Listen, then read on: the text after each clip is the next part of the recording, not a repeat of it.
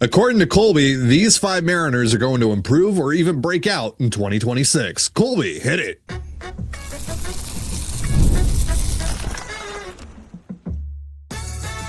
You are Locked On Mariners, your daily Seattle Mariners podcast, part of the Locked On Podcast Network, your team every day.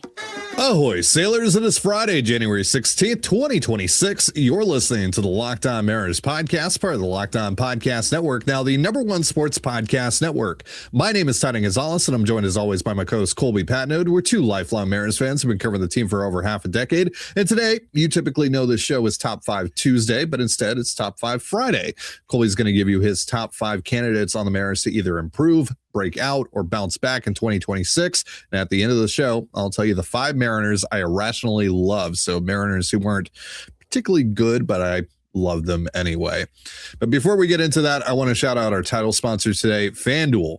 Playoff football is here, and FanDuel is officially in playoff mode. So visit FanDuel, an official sportsbook partner of the NFL. Grab your profit boost pack every NFL playoff game day. So Colby, top 5. We had this on the wheel as progression candidates, but you asked me, like, what's the difference between like a progression candidate and an improvement candidate, breakout candidate, bounce back candidate? And I was like, not a lot. So we're covering the whole spectrum. Umbrella. Yeah, we're covering the whole thing. So yeah, floor is yours. Sure. And one other caveat here, because I'm a big semantics guy. Of course. In order to break out or bounce back or whatever, you have to have had a major league track record, right? So it's going to be Colt Emerson is going to be no, there's nothing to break out from. We don't know what the floor is. So yeah, keep that in mind. I think the list is pretty straightforward. I don't think there'll be very many surprises here, if any. And number 1, or at least first up on my list, Bryce Miller. We know Bryce is much better than we saw last year. And I think we know that it was mostly injuries that were dooming him. And we did see, 2024 Bryce at the end, funnily enough, in the playoffs, was the best we ever saw Bryce Miller last year. But his stuff is too good. He throws too many strikes. He's a grinder. He's a competitor. There's just no way that he's not going to perform better this year than he did last year, unless he's hurt again. And, he didn't get the surgery on the elbow. That's a little concerning. But, again, he pitched really well in the playoffs. So I'm not really sure what to think about that. But if he's healthy, there's basically no shot he's not going to return to form and be significantly better than he was last year. Because for most of last year, he wasn't better than Logan Evans. Like, he is arguably the 3rd best pitcher in your rotation when he's healthy. And it's a good rotation. So there's just no chance. I think the splitter is going to come back. I think the command and control of the fastball is going to be back a little bit more. And again, if he can stay healthy, if he can avoid the elbow issues, then I think he's going to be pretty close to what he was in 2024, which is a fringe Cy Young candidate. And there might even be another gear on top of that for him to go get. He's still a pretty young pitcher. But yeah, Bryce Miller is just way too good to do what he did last year for a 2nd year in a row. And like you said, I think we already kind of started seeing him turn that corner there in the playoffs. I mean, that run that he went on in the postseason is pretty remarkable when you just think about the context of his season as a whole. And then you go, hey, kid, you're going to start game 1 of the ALCS in, a hostile environment and go toe-to-toe with Kevin Gausman. And, oh, by the way, on like your 3rd pitch of the game, you're going to give up a solo home run to George Springer. You're going to be down 1-0. And from that point forward, he just locked in and was a big reason the Mariners won that game. So I was so impressed with what Bryce was able to do just after everything that he went through in 2025. And I think that builds a lot for him going into 2026 for sure. Yeah. So number 4. Yeah, again, not really a surprise, but it's not what we're going for here. It's his rotation mate, George Kirby. George also battled injury last year. His was very early on. But, there was a real noticeable change in Kirby last year from 2024. For example, his arm slot dropped dramatically. In 2024, he threw from a 37-degree arm angle. This last year, it was 29%, 29-degree arm angle. That's pretty substantial. And now, is that an attempt to, make a change to get more swing and miss, which he did this year? Possibly. Is it because of the elbow issue that he had in spring and he just kind of had shoulder that he just kind of had to adjust on the fly to manage that? Maybe. I'd have to guess that, right? I mean, he has a shoulder thing, and all of a sudden the arm angle changes. Like that feels like that doesn't feel like a coincidence. No, and again, when you look at, like, for example, the whiff rates on his stuff, like his fastball whiff rate this year went up about 1%. So did the sinker, whatever. That's not swing and miss pitch anyways. The whiff rate on his slider went up 3%. The whiff rate on his knuckle curve went up 10%. The whiff rate on his splitter went up 7.5%. So he got a lot more swing and miss this year, but the control and the command wasn't nearly as good. Now, it's George Kirby, so it's still pretty darn good, but it wasn't nearly as good. And that's the problem. The hard hit rate went way up this year because more of his pitches were in the zone, in the middle of the zone, not on the edges. So there's kind of this fine line that Kirby has to walk. His stuff was really good last year, but it was more in the middle of the plate. And as a result, he had his highest ERA in his career. He had the best K/9 season in his career, but he also had the highest whip of his career. He only made 23 starts as opposed to the 30 that you can bank on. I'm interested to see if the arm slot stays. Does it go back to what it was because he's healthy now? I'm not really sure. But Kirby, we know, has another gear. We know that George can be a legitimate Cy Young contender. That is certainly in the arsenal. And we thought that last year was going to be the breakout. Maybe this year he sticks with the arm angle. The stuff stays the same. And because he's thrown from that angle more often than he has in the past, maybe the command and the control gets a little bit better because that is his calling card. And when you look at what happened, again, in 2025, his walk rate was only 5.5%. That's 89th percentile, which is only really noticeable because it's twice what it was in 2024 when he was walking 3% of the batters he faced for the 99th percentile. So, yeah, again, it's not like George didn't have good control and command last year. It just wasn't elite like we know George Kirby to be. The stuff was better. So when you kind of look at better stuff, lesser command, the numbers were a little bit worse. So how does he balance that going in this year? I'll be interested to see. I'll be interested to watch him. Notice where the arm angle's at as we go forward. But, I think George, again, we know that he has a Cy Young caliber season in him. We know that it is well within his reach that he can do that. Last year was a bit of a down year, depending on how you look at it. I think this year he gets back to the mid to low 3 ERA, and there's always a possibility he could drop a sub 3 ERA, keep the strikeouts that he found last year, and be a serious contender for the Cy Young. Although it'd be very difficult for him to beat Skubal and Crochet, but he'll be a threat for that award. So was that just a command issue, or was that more of a concerted effort to try and be more out of the zone and try to get more chases and try and get more swing and miss? Maybe both. Yeah. So it's kind of weird. Like in 2024, though, he had he was in the 84th percentile in chase percentage. In 2025, it was 68th percentile. He had 61%. He was 61st percentile in whiffs in 2025, only 39th in 2024. So he got more swing and miss in 2025, but he actually got fewer chases. So it's kind of a weird, you wouldn't expect that to be the case, but yeah, Kirby's year last year was so weird. And again, there's the injury at the start of it that kind of creates this question of like, was this a planned thing to drop the arm angle? Was this to make up for the injury and probably lighten the load on the shoulder a little bit? I don't know. I think we're going to find out. Again, Kirby didn't have offseason surgery. Once he got back in the rotation, he was fine. He didn't miss any starts. So it seems like he's pretty healthy, but that arm angle never went back up to where it was. We'll see. We'll see what path he chooses. All right, we'll get into Colby's top 3 improvement, breakout, and bounce back candidates for the Mariners in 2026 in just a moment. But first, a reminder: this episode of the Locked On Mariners podcast is brought to you by FanDuel and the Space Needle. Football playoffs are here, and FanDuel is officially in playoff mode. Every game day during the NFL playoffs, FanDuel is giving customers even more ways to get in on the action. Because right now, every NFL playoff game day, FanDuel users get a profit boost pack waiting for them inside the app. Each game day, you'll see a pack loaded with multiple profit boosts you can apply to the bets you like most. Open your profit boost pack first thing on game day and see what boosts you want to apply. The boosts let you lean into your game day instincts, whether you're backing momentum, defense, quarterback play, or coaching. The boosts give you more juice on the bets you already like instead of forcing you to bet something new. Every play feels bigger, and the boosts make your bets feel that way too. You make your picks and apply your profit boosts to go after even bigger payouts while the playoffs get rolling.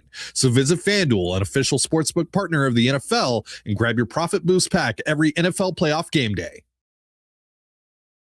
Pint to Pie at the Space Needle is the perfect pregame or pre-funk spot before hitting Climate Pledge Arena. After 4 p.m., the Space Needle's Pint to Pie gives you the whole package. Entry, a sweet or savory tip-top pie, and a pint of beer, wine, or non-alcoholic drink, all for just $35 per person. Minimum purchase of 2 required. Pint to Pie is your launch pad to tomorrow's Seattle U Gonzaga game at the CPA. Or if you're going to a Kraken, Storm, or Torrent game in the future, why not enjoy a little space and a great view while pre-gaming with your favorite cocktail rather than trying to cram into a crowded sports bar. Toast the home team, then roll into Climate Pledge with the best pregame story in Seattle. Whether it's date night, friend night, or you're just here for the deal of it all, come take your place on the horizon for only $35 per person. Limited time offer, 21 plus only, ID required. Get tickets at spaceneedle.com. Minimum 2 required. And you're listening to the Locked On Mariners podcast, part of the Locked On Podcast Network, your team every day. Thank you so much for making us your first listen for all things Mariners. And also thank you for making Locked On the #1 sports podcast network. You already live your team every day. Now take it up a level and go ad free. Join the Everydayer Club today and get Locked On Mariners with no interruptions, members only Discord access, and more, all for just $5 a month or $50 a year. Go to lockedonmariners.supercast.com or check the link in the show notes to learn more. It is Top 5 Friday here on Locked On M's. Colby's giving you his top 5 improvement, breakout, and bounce back candidates for the Mariners in 2026. Just went over numbers 5 and 4, which were Bryce Miller and George Kirby. Comes in at number 3 for you, Colby. Yeah, number 3. First of all, the Space Needle. We've made it, Ty. That's right. But yes. Coming in at number 3 for me, probably the more controversial of the list here. I'm going to go Cole Young, even though I'm not quite sure how much he's going to play. Okay. But look, Cole Young was very good for like 6 weeks and unplayable for like 6 weeks. Real quick, it is very funny to see you bring up Cole Young after you've spent this whole offseason talking about like you need to not, let Cole Young get in the way of you adding about this. They shouldn't. B, I'm not saying Cole Young is definitely going to break out. He's just a good candidate to do it. Sure. Okay.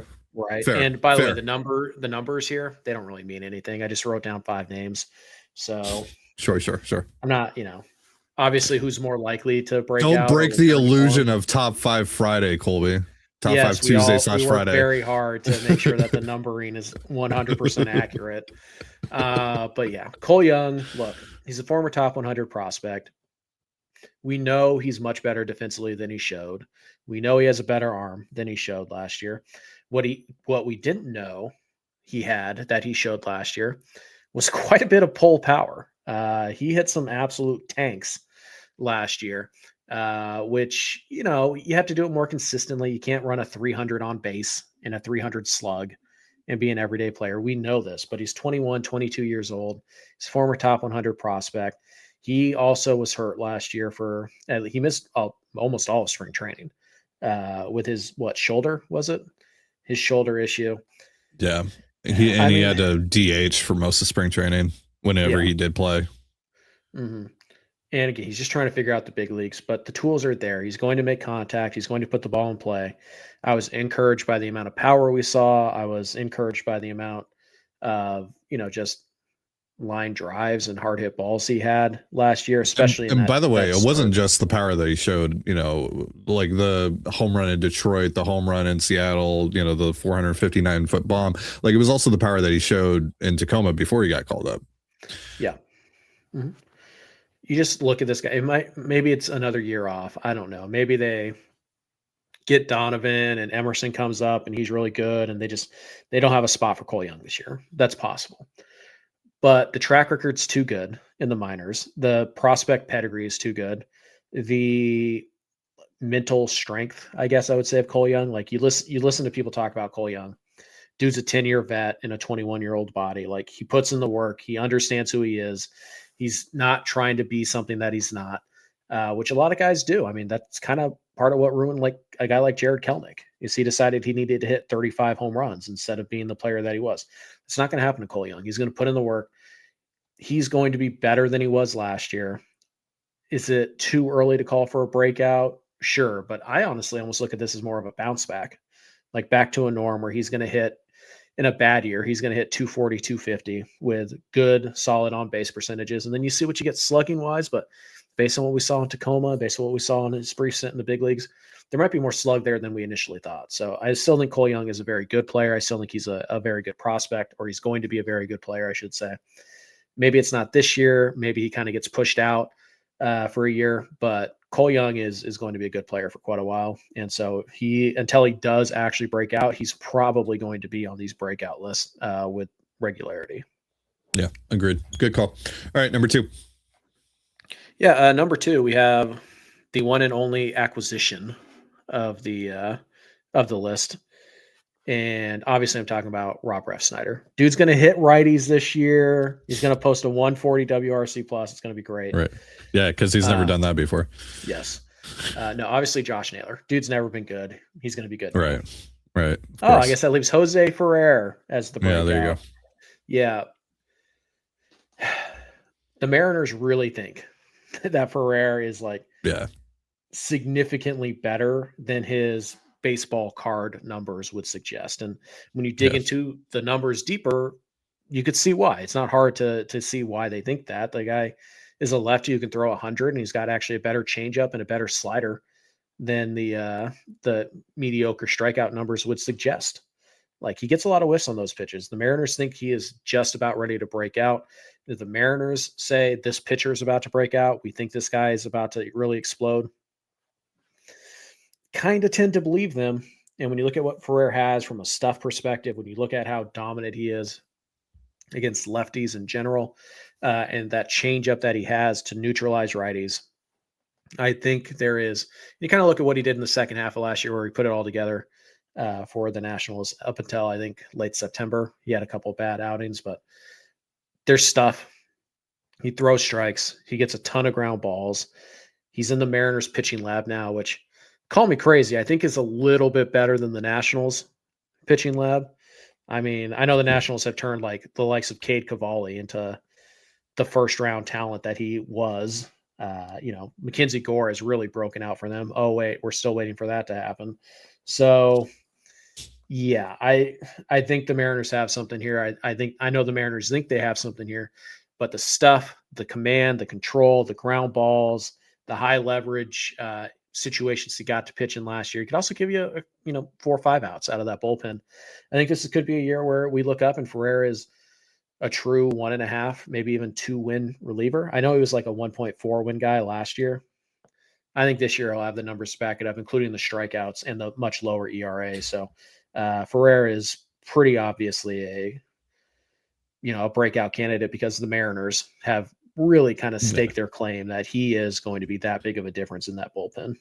Yeah. When we were talking to TJ and Lyle on Wednesday, TJ said, I think this was on when we were recording, maybe it was off air, which if so, whoops, putting you on blast, TJ. But TJ was like, I would have liked to, that they, went out and got another high leverage arm, but they didn't. Now they're, probably don't have an opportunity to do that anymore this offseason. I was like, thinking in my head, like, I think the Mariners would tell you that they did do that this offseason with Ferrer.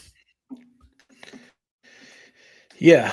I mean, again, like, I get it. I get what TJ's saying. Like, Jose Ferrer, statistically speaking, has not been a high leverage reliever in his career. Yeah. He's been good. He's flashed that possibility, but he hasn't done it yet. Like, the numbers are not there to suggest that he is. You really have to dig into the numbers a little bit to get there. So I understand what he's saying. I kind of feel the same way. But again, the Mariners are really buying into this guy. You look at the numbers, there might be a little tweak there that you can see to switch things up here.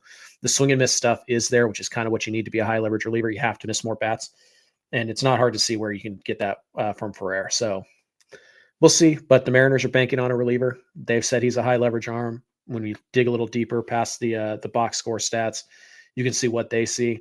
And it's not hard to see that working very well at T-Mobile Park, especially with the Mariners player development system helping him along the way. All right, so number one on your list, who is it? He might not be here by the time this episode posts. I don't know, but it's Luke Raley. Ooh, yeah. Luke Raley as the bounce back candidate is the most obvious answer on the planet, but it's the correct one. The guy missed time last year. He had an oblique. He had a back issue. He had eyesight problems. Like, the dude just could never get in a groove last year. And when you look at what he did in 2023 with the Rays and what he did in 2024 with the Mariners, the guy can hit. He can hit specifically right-handed pitching. He has plus raw power. He's a good base runner. He's a pretty good defender. He's also an incredible bunter. Shout out to Dave Sims there. It's so obvious that he is a guy who last year was completely hampered by injury. And when he's healthy, he's a 120.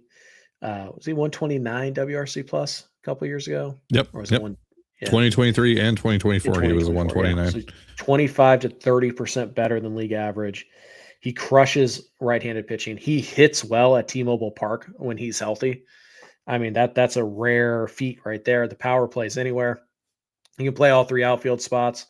Can kind of play first base. He can stand there as we learn. Really. Don't want him to. Really. Yeah. Look, Luke Raley is a guy who I could see the Mariners just tossing to try and open up roster spots for Canzone, but that's a mistake. Luke Raley is a better player than all those guys.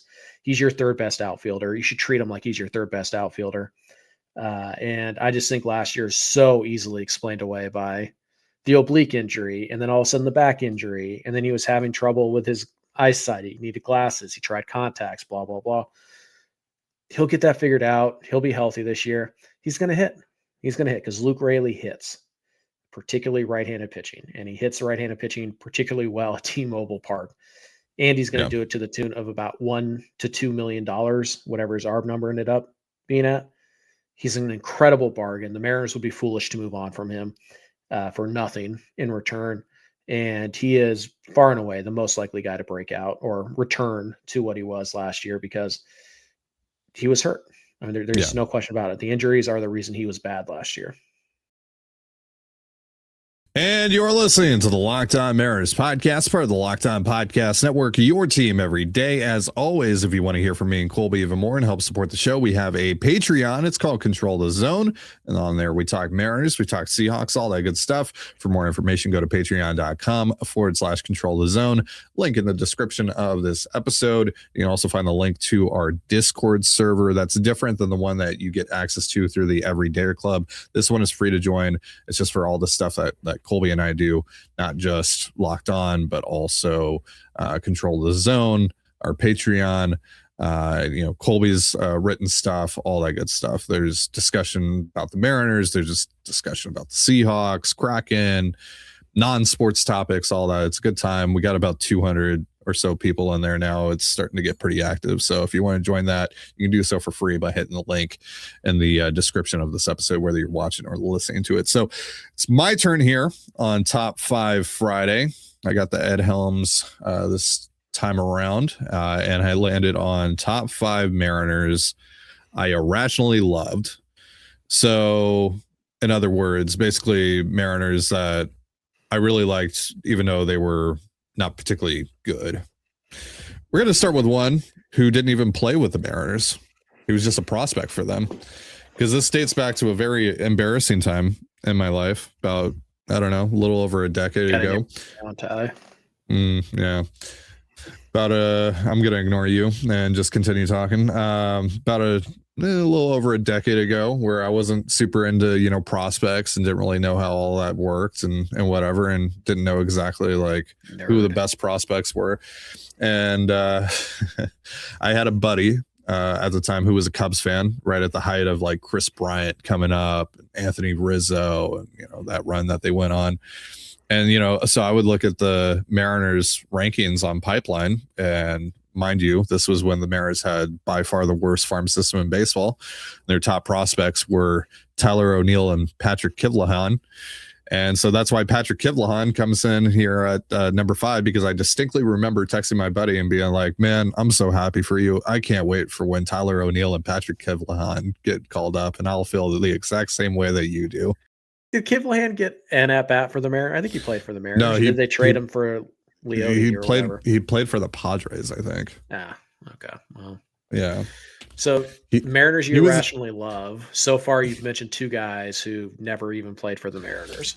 Well, Tyler O'Neill doesn't count on this list. This was okay.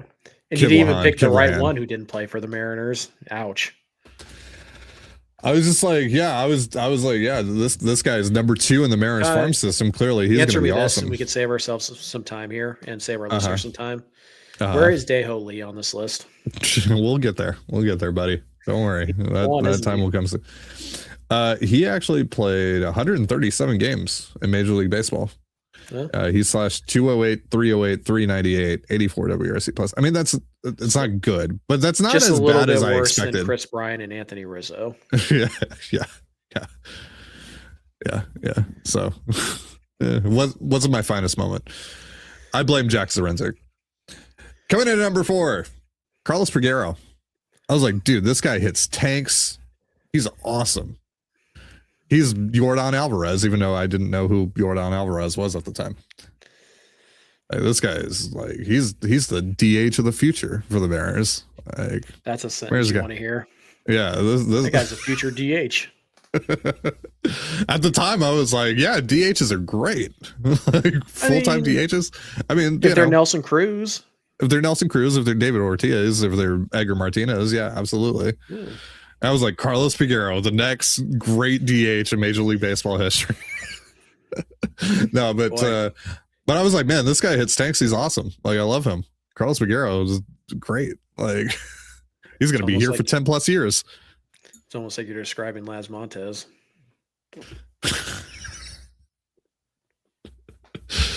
I knew you were going to say something about Laz as soon as I brought up Carlos Peguero. I knew this was going to happen. I knew it. Well, when Laz is striking out 40% of the time in the big leagues, we will all see the similarities.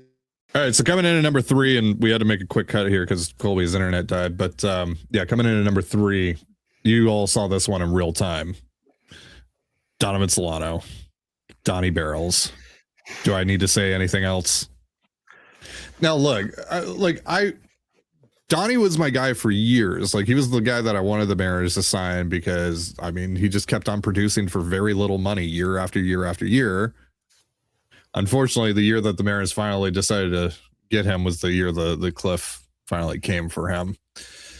And I was just still trying to hold on for dear life over the course of the season. And we got the Cubs game. We got the game in Wrigley where he went yard twice and he drove in 5. And yeah, that was really good, like 2 weeks. Yeah. He had like a good month. And then after the month of April, he was actually okay. Yeah. So. But it was just at that point though, it's like the deadline's starting to approach. Clearly he's not a good roster fit for what they're trying to do now. And yeah, it just didn't make a whole lot of sense. And so I was trying to hold on, man. I was really trying to hold on, and I was vindicated for especially that one day. And I'll always have that one day at Wrigley Field, but yeah, that did not go the way as the expected. roster looks right now, not a bad fit. Stop. So is number 2 Teoscar Hernandez? We're just going to go over all your offseason failures. No. Teoscar was good. Yeah, but I mean, you can irrationally love a player who was just merely good. No, I didn't put Teoscar on here. Coming in at number 2 is Abraham Toro. You know why. Yeah. Do I need to say why? You know why. Play the clip. Yeah, exactly. If only we could. If only we could. Yeah, I mean, it's because of the grand slam off of Kendall Graveman. That trade happens. Everyone's freaking out. The Mariners themselves are losing their minds inside the clubhouse. And then cut to a couple weeks later, 0-0 ball game. Kendall Graveman facing Abraham Toro. And the funniest possible outcome happens. It is unironically one of my favorite moments in Mariners history. I'm not joking. It was so good. And so I will always love Abraham Toro for that reason, even though he was never a league average bat with the Mariners. Yes, but I maintain the Mariners won that trade. Yeah. And it's also because of Joe Smith was better than Rafael Montero. Better than Graveman. Yeah. Well, Castillo was better than Montero. Yeah. Yeah. Yeah, if that's how you also want to look at it, sure. Yeah. But also Joe Smith was better than Montero. Like, he was better than both of them for that first year. And then Montero had a really good run in 2023 on that World Series run. But that was after they re-signed him, right? I don't know. I know they traded 2 months of Graveman. So Yeah. it was a rental dump. And they got Toro, who, helped them out at second and third. And obviously had the big funny grand slam. And they got Joe Smith, who was the best reliever of the three for the rest of the year. And the Mariners won games at a higher clip after that trade than they did with Graveman on the roster. They had higher winning percentage with him off the roster than they had with him on the roster. So cry out about that. Oh, it's the worst trade Jerry ever made. Statistically speaking, you're dead wrong. That was the moment Chills was born, for real. The Grand Slam. The Grand Slam, yeah. Sure. Yeah. Ty loves. I mean, that was force it into our top 50 Mariner moments.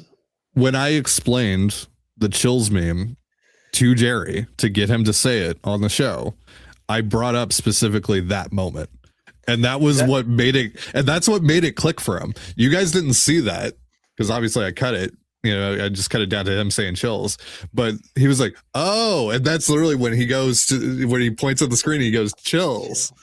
Yeah. Might have been our fault. Jerry got a little out there.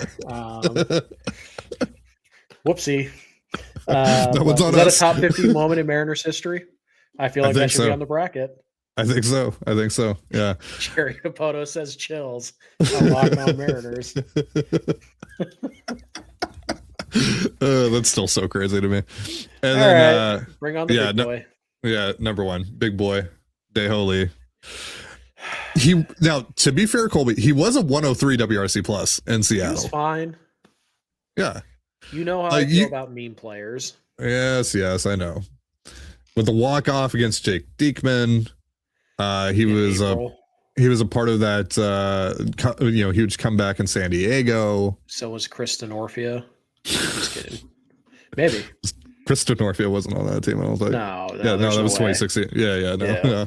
Wait, well, You didn't think you would get a Chris Denorfia shout out on this episode of Locked On Mariners, did you? I kind of feel like Chris Denorfia was there. Sean O'Malley had a big hit in that game. He was 2014? Denorfia was only on the team in 2014 after they traded for him at the deadline. Okay. Yeah. I don't think he ever came back because he was a rental, and I don't think they didn't re-sign him. Because this 2016 or 2018? This was 2016. It was 2016. So this is remember Sean O'Malley had a big hit in that game. Yeah, this is Nelly's second year in Seattle? Yes. Yeah. So this is Nelly's second year. This is Seth Smith's second year. Yeah. By the way, I almost put Seth Smith. Had a big hit. Yeah. I almost put Seth Smith on this list, even though Seth was really good as a Mariner, but it's mostly because of how much I crashed out when they traded him for Giovanni Gallardo. You would have thought that they traded Julio for a bag of peanuts. I was fuming when they traded Seth. I miss him. He was fun. Gutierrez had a big hit in that game. Yeah. I mean, everyone had a hit in that game. They scored 14 Stephen runs or whatever it was. Who I was thinking of. Yeah, Stephen Romero. Yeah. Ooh, that's another good candidate for this list. Yeah. I actually really like Stephen Romero. He's doing real estate now or something. Is he? Yeah, no after he played in Japan for a few years. Yeah. Yeah. Dae-Ho, you know why? It's Dae-Ho, of course. Because Ty just likes to screw with me. That's why. No, I love Dae-Ho. Ask my dad who was on the show last Father's Day. He still brings up Dae-Ho to this day and how much I loved him. He's like, he asked me what he's up to still. He's like, what's Big Boy up to? And I'm like, dude, I think he's been retired for the last 5 years. Yeah, I'm looking at his Fangraphs page. He played in 2022 in the KBO. 40 years old. He had a 139 WRC plus at 40 years old in the KBO. Wow. Which shows you the quality of competition in the KBO. Wow. Yeah. 331, 379, 502. He had 23 jacks, 40 years old. Good for him. Anyways, I kind of have to point out the utter disrespect to Daniel Vogelbach. I didn't want to steal that from Colton. Oh, you're just doing him a favor. That's Colton's guy. That's Colton's guy. Sure. Real fast, some honorable mentions. I'm sure Ty just forgot. Sure. Leone Tavares, obviously. Yeah. Sure. But on a serious note, Leonys Martin, of course. Yep. Yeah. I don't think it's irrational. I don't think Goody belongs on this list. No. He's just a guy that you love. For me, Ben Gamel. Ooh, for one moment in particular. Well, two. Yeah. The double. And the turn ahead the clock jersey. Yeah. Those guns out. Sleeveless. Yeah. Yep. Yep. That's number one. And number two is the pinch hit double. His 61. Yeah. Yeah. What about Taylor Motter? Speaking of hair. Yeah. The Motter pop. Sure. Yeah. Yeah. Remember that week or whatever it was, however long it was, where he was the best hitter on the planet? Mm-hmm. Steve Cishek. Very good. Oh, yeah. That's a great one for you specifically. Uh-huh. Yeah. Underrated. Okay. Yeah, Cishek. Again, it's kind of tough to irrationally love. Everybody loves Kuma. Everybody loves Paxton. Yeah. Jose Guillen, when he was here for 1 year. Yeah. Love that dude. I really liked Adam Kennedy when he was here. Yeah. I was a big Adam Kennedy guy. Cleanup hitter Adam Kennedy. Dude, Andy Chavez. Yeah. Gerard Dyson. I feel like we're just naming guys. I know. Gerard Dyson. We're just naming some guys. Yeah. But no, Gerard I Dyson. mean, for me, Cishek definitely on the list. Yeah. Leonys Martin, definitely on Jose Guillen. Yeah. I mean, everybody's got these guys. And again, the tricky part is what's irrational? Because everybody loves Paul Sewald. Right. He's not going to be a Mariner Hall of Famer, but everybody loves the guy, so that's not really irrational. So it's just kind of, it's a fun thing to think about. And it's a great way to just start naming names. I love naming some guys. It's the best thing dudes ever. Being dudes, am I right? That's right. You remember when Joaquin Benoit pitched for this team? And then he got traded for Drew Storen. Remember when Drew Storen pitched for this team? Remember Vidal Nuno pitched for this team? Dude, I haven't thought about that name in so long. Vidal Nuno, holy moly. Who we traded for Carlos Ruiz? Oh, yeah. Mm-hmm. Yeah, they did. That's crazy. Yeah. Logan Shout out Morrison. to that 2015-2016 team. Vidal Nuno. How did they get Nuno? Was he in the Trumbo deal? Did he come over with Trumbo? I don't think so. I forget how they got him. Let me see real fast here.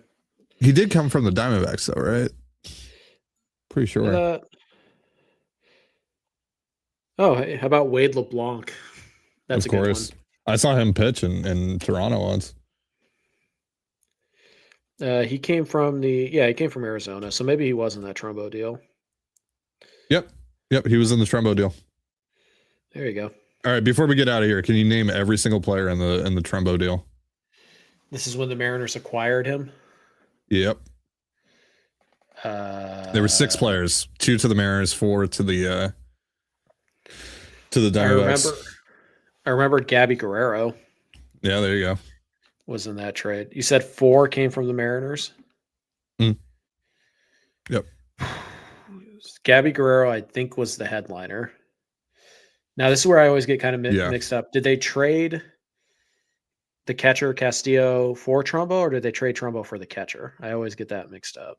They Wellington did trade Castillo. Or they whatever. did trade Trumbo for a catcher who will remain nameless on this episode, but yeah. Well, I mean, yeah. It wasn't Castillo though. Castillo, he went to the Diamondbacks for Trumbo. Okay. Wait, so the Mariners traded 2 of the 4 are Wellington Castillo and Gabby Guerrero. And you said 2 more? Yep. And the Mariners got a second piece in this trade. Which was Nuno. We established Nuno. Oh, yeah. So there's 3. So you just need the other 2 names that went to the Diamondbacks. I don't think I have this one. Was it a reliever? Yep, there was a reliever. Oh, man. I think I can picture him. I just can't think of his name. And then what position did the other guy play? I think he was an infielder, like an infield prospect. I'd be fairly surprised if he got that. Do you think I should get the reliever, though? Yeah, you should get the reliever. So it's pretty prominent. This was in 2015? Yeah. So not Danny Farquhar. Nope.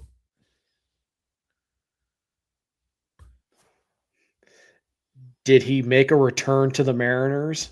He did. Is it Dominic Leone? It is Dominic Leone, yes. Okay. And the infielder, you said infielder, right? Yeah, pretty sure he was an infielder. I don't know. It's going to be some scrub like Sean O'Malley type of guy. I don't remember if he even played in the majors, to be honest with you. No, who was it? Jack Reinheimer. Oh. Okay, I remember Jack Reinheimer, sure. Yeah. I don't remember him fondly. Yeah, like when you hear the name, like you're like, oh yeah, I remember that name. But like, yeah, let me see. Did he even play? He played for the Mets for like 21 games in 2018. Yeah, he played 2 games for the Diamondbacks. Oh, and then he came back in 2021. He was in Tacoma. I thought I had his card. Yeah, in my Jerry collection. Yeah. 2021. Played for the Rainiers.